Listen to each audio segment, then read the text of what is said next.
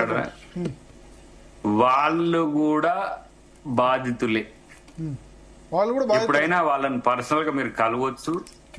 ఎవరైతే ఇప్పుడు మీరు అనుకుంటున్న ఆ రోజు కాలంలో ఉండి అధికారులుగా ఉండి వాళ్ళ యొక్క సమాచారం కూడా విపక్షాలుగా బీజేపీకి, కాంగ్రెస్ కి అందరికి ఉపయోగపడ్డది. ఎందుకు ఈ మాట చెప్తుందంటే, అందరిని ఇప్పుడు డీజీపీ ఉన్నాక ప్రభాకర్ రావు ఎందుకు ప్రైమ్ అవుతాడు? ఒక్కసారి ఆలోచించి. Is the boss.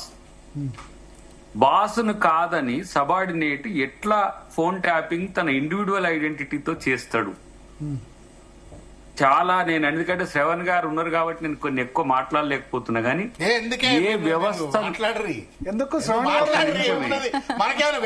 ఒక వ్యవస్థను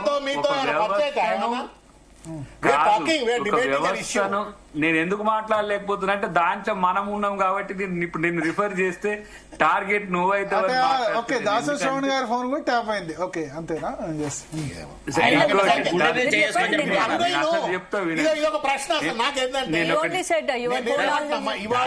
దాసోజీ గారు ఒక్కసారి గుండె ఎటువైపు ఉందో అటువైపు చేయి పెట్టుకొని నేను విక్టిమ్ ను కాదు టిఆర్ఎస్ గవర్నమెంట్ లో అని అనమనండి. నేనేమంటున్నా, మేమిద్దరం దయాకర్ గారు మేము మాట్లాడుకోవాలనుకుంటే కూడా చాలా సందర్భాలలో మన ఫోన్లు ట్యాప్ అవుతున్నాయేమో అని చెప్పని అయాలా అనుకున్నాము. ఇప్పుడు నేను దయాకర్ గారితో మాట్లాడు బంద్ చేసిన కానీ ఎవరన్నా కాంగ్రెస్ వాళ్ళు ఇప్పుడు నాకు ఫోన్ చేయాలన్నా నేను అలా చేయాలంటే అన్న ఫోన్ ట్యాప్ అవుతుంది ఫేస్ టైమ్ లో చేయవే అంటున్నారు. మంత్రులు, ఎమ్మెల్యేలు, ఎంపీలు. ఒక చిన్న ఇన్సిడెంట్ చెప్తాను, ఇప్పుడు కూడా జరుగుతుంది అని చెప్పడానికి ఒక చిన్న ఇన్సిడెంట్ చెప్తాను. రీసెంట్ గా జరిగింది. లగచర్లలో మెయిన్ అక్యూజ్డ్ సురేష్ ని నేను తీసుకుపోయి వికారాబాద్ కోర్టులో ప్రొడ్యూస్ చేసిన. లగచర్లలో మెయిన్ అక్యూజ్డ్ ని నేనే తీసుకెళ్లిన.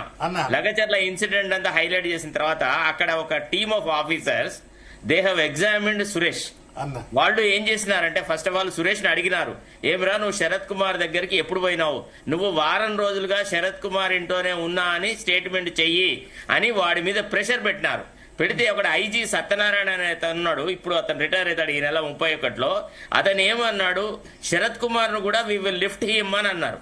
అంటే అక్కడ ఉన్న ఆఫీసర్లు ఇద్దరు ముగ్గురు ఏం చెప్పినారంటే, శరత్ కుమార్ ఆఫీస్ లో ఒక ఇంటికి ఒక 1/2 కిలోమీటర్ డిస్టెన్స్ నుంచి సీసీటీవీ ఫుటేజ్ ఉంటుంది. First point. రెండోది కామన్ సెన్స్ క్వశ్చన్ ఏంటంటే, ఒక అక్యూజ్డ్ ని తీసుకొచ్చి కోర్టులో ప్రొడ్యూస్ చేసేసి న్యాయ వ్యవస్థతో త్వరితగతిన ఇన్వెస్టిగేషన్ జరగడానికి సహకరించిన వ్యక్తిని కాన్స్పిరేటర్ గా ప్రొజెక్ట్ చేస్తే శరత్ కుమార్ ఏమైనా ఈజీ ల్యాంప్ విల్ ఈ కీప్ క్వైట్? కాబట్టి చాలా సీరియస్ గా ఇష్యూ ఉంటది, ఆలోచించి మరీ నిర్ణయం తీసుకోవాలన్నారు. లేకపోతే they made an attempt to lift me also in that case, but they were damn scared to touch me because of the fact that he came to my residence at 5 o'clock in the morning. వాళ్ళు they tapped my phone, they got the data of my phone and verified whether I was in constant contact with Suresh or not అనేది. జరగదు అని నేను అనట్లేదు, ఇప్పుడు జరుగుతుంది. For your kind information 100% land acquisition with help of farmers only completed successfully. దాని గురించి మనం నేను చెప్తున్నా, ఎందుకంటే సురేష్ ఏం చేసినా, బట్ ఇప్పుడు దాడి చేసినా, ఇంకేది చేసినా అంటే దానికి నేను చెప్తున్నా ఒకటి, ఎందుకంటే పోలీస్ ఇష్యూ అట్టుంటది. ఇప్పుడు అదే సత్యనారాయణ గారు అప్పుడు డీసీపీగా ఉండే మమ్మల్ని మురళీ ముదిరాజు కేసులో లిఫ్ట్ చేసింది మనోడే.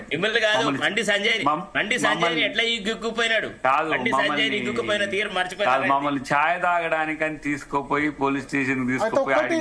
ఇప్పుడు దయాకర్ గారు ఇప్పుడు చెప్పాల్సింది ఏంటంటే, దాసో శ్రవణ్ గారు అంటుంది ఏంటంటే, ఇది సిస్టమ్ డైరెక్ట్ గా ముఖ్యమంత్రిని పాయింట్అవుట్ చేస్తున్నారు కేసీఆర్. నేను అదే చాలా మంది ఆఫీసర్స్ ఉన్నారు కదా, మీరు వాళ్ళు కూడా కంటిన్యూ అవుతున్నారు కదా అని అంటారు. అంతేనా?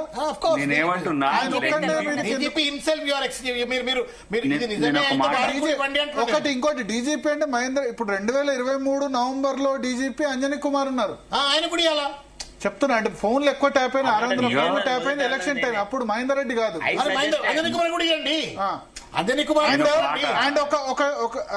చెప్పండి. నేనేమంటున్నా అంటే, ఇప్పుడు ఇది లెంగ్దీగా జరుగుతుంది కాబట్టి జరగని మీ నుంచి ఏ సమాచారం వస్తుందని నేను వింటున్నా గానీ నేను వేస్తున్న ప్రశ్నలకు మీరు సమాధానాలు చెప్పాల్సినవి కూడా ఉన్నాయి. అవి వేస్తే ఇంకా మీకు చర్చ ఫ్రూట్ఫుల్ గా ఉంటుంది. చెప్పండి ఇప్పుడు శ్రవణ్ గారు ఉన్నందుకు నేనేమి తగ్గి మాట్లాడట్లే. కొన్ని అంశాలు ట్రేస్ చేయడం వల్ల తనకి ఇబ్బంది అయిద్దని నేను ఆగుతున్నా, అంతే తప్పితే వేరే కాదు. కానీ ఏ వ్యవస్థ కేసీఆర్ గారి హయాంలో ప్రజాస్వామ్యయుతంగా ఉందనేది క్రాస్ చెక్ చేయండి ఒకసారి. మీరు ఇప్పుడు మమ్మల్ని ప్రశ్నిస్తున్నారు, ప్రశ్నించాల్సిందే. నిలదీస్తున్నారు, నిలదీయాల్సిందే. తప్పు జరిగితే మమ్మల్ని అవసరమైతే మీ స్థాయిలో మీరు ప్రభుత్వాన్ని ఢీ కొట్టగలిగితే అంతవరకు ఢీ కొట్టే స్వేచ్ఛ మీకుంది. మేమిచ్చింది కదా, రాజ్యాంగం ఇచ్చింది.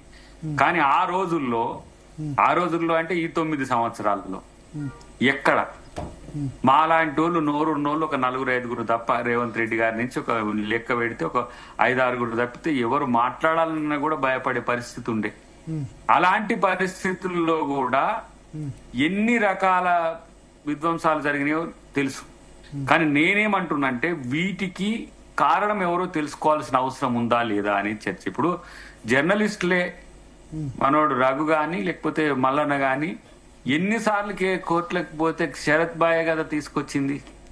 ఏ పరిస్థితులలో మార్కెట్లో కూరగాయలు కొంటుంటే రఘుని లిఫ్ట్ చేసిన తీరు, ఒక జర్నలిస్ట్ కున్న రైట్స్ ఏంటి అనేది మీకు తెలుసు. అట్లనే తీన్మార్ మల్లన్న మీద ఎన్నిసార్లు రైట్స్ అయినాయి, ఏకంగా దాడులకే పురమాయించిన పరిస్థితి కూడా చూసినాం. జర్నలిస్టులు అంటే వాళ్ళు జర్నలిస్టులు గారు ఇట్లా యూట్యూబర్లు అనే స్థితి నుంచి ధర్నా చౌక్ లో ధర్నా చేసిన రక్తాలే కారినాయి. మల్లన సాగర్ లో కొట్లాడిన రక్తాలే, విద్యార్థులు బయటకు వచ్చిన కేసులు అయినాయి, పరామర్శలకు పోతే కేసులు అయినాయి, కొట్లాడితే అసలు వ్యవస్థల విధ్వంసానికి ఎందుకు ఇంత తెగబడ్డాడు కేసీఆర్? ఎందుకంటే కేసీఆర్ గారితో నేను 2009 డిసెంబర్ నుంచి 2013 డిసెంబర్ వరకు, 14 లేనిలే గాని 13 డిసెంబర్ వరకు కలిసే ఉన్నాం జేఏసీలో, టిఆర్ఎస్ లో కాదు. ఇంతలా నాకైతే కేసీఆర్ కనపడలేదు. ఫస్ట్ ఏమో కేసీఆర్ ఉండే ఫస్ట్ టెన్యూర్ లో, తర్వాత 2.0 వచ్చినాక ఆయన తట్టుకోలేకపోయిన పరిస్థితి వచ్చింది. మాలాంటి వాళ్ళను జైల్లో పెట్టిన పరిస్థితి, మందకృష్ణన్ జైల్లో పెట్టిండు, తర్వాత కోదండరామ్ జైల్లో పెట్టిండు. సార్ మా రేవంత్ రెడ్డి గారి మీద అంటే రాజకీయ కక్ష సాధింపులు కాబట్టి ఒకసారి ఒక కేసులో ఇంకోసారి ఇంకో కేసులో జైలుకి పంపించచ్చు కాక, అది వేరు. కానీ ఇక్కడ ఉద్యమకారులను కూడా అసలు ప్రపంచ తెలుగు మహాసభలు జరుగుతుంటే మందకృష్ణను ఆ తెలుగు మహాసభలను ముట్టడిస్తాడు, దాన్ని ఏదో చేస్తాడని తీసుకుపోయి 15 రోజులు ఒకసారి, 1 నెల రోజులు ఒకసారి జైల్లో వేడు. ఎవరైనా మందకృష్ణకి ఇట్లా టచ్ చేయాలంటే కూడా ఎట్లా ఆలోచిస్తారు అంటే ఏందో ఆయన టెర్రర్ అని కాదు, ఆయనకున్న క్రెడెన్షియల్స్ గురించి చెప్తున్నా. కోదండరామ్ గారు కేసీఆర్ గారిని సమర్థించి ఎన్ని సందర్భాల్లో ఇతర సంస్థలతో పార్టీలతో ఎన్ని సందర్భాల్లో ఇరుకులబడ్డాడో శ్రవణ్ గారికి, నాయన నరసింహారెడ్డి గారికి, ఈటెల రాజేందర్ గారికి తెలియంది కాదు. జేఏసీలో నువ్వు మొత్తం టీఆర్ఎస్ కి అనుకూలంగా ఉన్నావని చెప్పి ఆయన మీద బ్లంట్ గా ఆయనను తూలనాడిన రోజులు కూడా ఉన్నాయి. కానీ తనను కూడా ఒక రోజు ఏ విధంగా అరెస్ట్ చేయడానికి మీరు ప్రయత్నం చేసిండ్రో, నిజంగా ఇప్పటికీ తను చేసిన నేరం ఏందో కూడా తెలియని స్థితి. కాబట్టి ఇలాంటి పరిస్థితులు ఉన్న దాన్ని ఎందుకు కేసీఆర్ గారు అట్లా మార్చుకోవాల్సి వచ్చింది? తను అంటే ప్రజాస్వామ్యంలో వ్యక్తుల హక్కులు, వ్యవస్థల హక్కులు, ప్రజాస్వామిక హక్కులు కాపాడబడితేనే ఆ ప్రజాస్వామ్యం కొనసాగించినట్టు. ఇంతెందుకు తను ఇప్పుడు మేము పథకాలు ఇస్తాం, మేము పథకాలు బీఆర్ఎస్ కే చేస్తాం, రైతు అదేదో ఉంటది అది మేమే పెట్టుకుంటాం, మా కార్యకర్తలతోనే పెట్టుకుంటాం ప్రభుత్వాన్ని. ఇవాళ మీరు చూడండి ఇండ్లు, నేను పెద్ద కాపర్తికి వచ్చేటప్పుడు మా మిత్రుడు విజయ్ వాళ్ళ మమ్మీ చనిపోతే అక్కడ మా వాళ్ళు వచ్చారు కాంగ్రెస్ వాళ్ళు. సార్ మీరు ఇచ్చినాయన్ని బీజేపీ వాళ్ళకి, కాంగ్రెస్ వాళ్ళకి, బీఆర్ఎస్ వాళ్ళకి ఇంటే మేజర్ గా పోయినాక వాళ్ళేమో మనకి ఇండ్లు ఇయరా, అప్పుడు మీరు ఇట్లా ఇస్తే మేమేం చేయాలి సార్ అని అంటే అట్లాంటి పరిస్థితులు వచ్చినాయి. ఆయన ఎందుకు తెచ్చిండు? ప్రజాస్వామ్య హననం ఎందుకు చేసిన పరిస్థితి వచ్చింది అంటున్నా. ఒకవైపే చూడనే స్థితి ఎందుకు తెచ్చిండు? నేను నాతో ఉంటేనే మీరు, నాతో కాదంటే ఇంకా మీరు కానే కారు అనే స్థితికి ఎందుకు తెచ్చింది? ఇదే కదా ఇప్పుడు ఎవడేం చేస్తుందని తెలుసుకోవాల్సిన రంధ్రాన్వేషణ ఎందుకు వచ్చిందంటే ఒక వ్యక్తి యొక్క పర్సనల్ డేటాని తీసుకోవాల్సిన పరిస్థితి ఎందుకు వచ్చింది? ఆయన మనవాడా కాదా? ఇది ప్రభుత్వంలోకి వచ్చినాక మనవాడా కాదా అనేది ఉంటుందా ముఖ్యమంత్రికి? ఇప్పుడు రేవంత్ రెడ్డి గారు కొంచెం కాంగ్రెస్ వైపు టిల్ట్ అయినా కూడా ఇప్పుడు సన్న బియ్యం ఓన్లీ కాంగ్రెస్ వాళ్ళకి ఇస్తున్నామా? లేకపోతే 200 యూనిట్ల అది ఓన్లీ కాంగ్రెస్ వాళ్ళు తీసుకుంటుండ్రా, ఇండ్లు కాంగ్రెస్ వాళ్ళే తీసుకుంటుండ్రా? ఇట్లా ఒకటి. రెండవది, ఇంకో పార్టీ నాకు పోటీగా ఉండొద్దని 12 మందిని ఒకసారి టీడీపీ వాళ్ళను, 12 మందిని ఒకసారి కాంగ్రెస్ వాళ్ళను, వాళ్ళ ఫోన్లు ట్యాప్ చేసి ఇదంతా జరిగిందని. వాళ్ళకు ఏమి వ్యాపారాలు ఏమున్నాయి, వాళ్ళకి ఇప్పుడు సంబంధించిన ఇప్పుడు వీక్నెస్లు ఇప్పుడు 10 మంది మీరు తీసుకోలేదా అంటారు, 10 మంది మీరు